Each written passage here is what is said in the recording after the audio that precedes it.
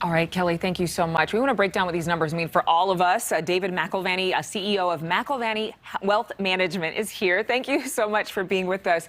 I got to first just say, okay, I picture, if you will, you're advising the average American. What should we do with these numbers in a real world way? Do we change anything in our stock portfolio or a 401k? Do we hold off on buying a home? Yeah, I think you have to adjust your portfolios. And a part of the reason is this. We have an entire generation of investment managers that have no experience in the context of inflation. So when you mention that this is the highest number that we've seen in 40 years, keep in mind that extends past the tenure of 95% of investment professionals. So you have to consider that corporations are in the same boat. If you're talking about executives who are trying to make business decisions, they're not accustomed to these kinds of numbers. So is this temporary? That's what we were told it was going to be over a year ago. It turns out it's not so temporary. And, so these are things that we have to adjust to. What are the big concerns? What are the big concerns? With higher rates of inflation comes the only mechanism for treating it, which is higher interest rates. Higher interest rates are like sucking the oxygen out of a room. You can't operate at the same level of efficiency with less oxygen. Ask any elite athlete if you can do that. It's just not possible. So what happens to the financial markets? They come under extreme pressure. The bond market has already had the worst single quarter in about 50 years. And you have the stock market, which was on its way to a terrible quarter, and in the last few weeks of the quarter rebounded significantly.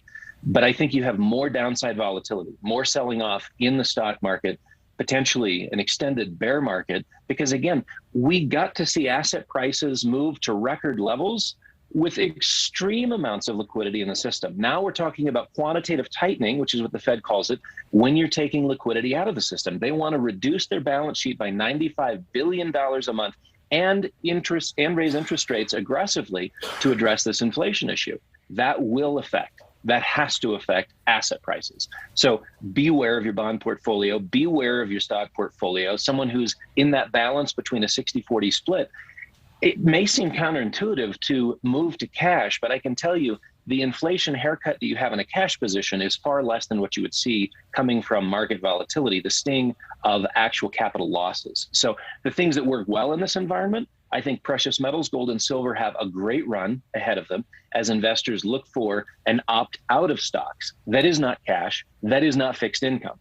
So you're left with very few options if you're looking to diversify a portfolio and you don't want to be in that 60-40 mix, which describes most of your 401ks, IRAs, et cetera. All right, you gave us a lot to think about and a lot to consider with our portfolios. Thank you so much. One quick question. Some analysts are warning of a recession. What are people in the financial industry saying? Are we headed for a downturn? Yeah, we're headed for a downturn. There's no way we can avoid it. If you talk to Larry Summers, who's spent time not only at Harvard, but in the Obama White House as an economic advisor, he'd say it's a 50% chance that it happens in 1 year. It's a 100% chance that it happens in 2 years. We cannot avoid a recession. So let's get over the fear factor and just say, well, what's the best way to navigate that as individuals? Keep your options open. Like we said, if you're moving out of an aggressively positioned portfolio, increase cash, create something of an inflation buffer with precious metals. And I think that's the best you can do, given what is already in the pipeline in terms of recession. It is coming.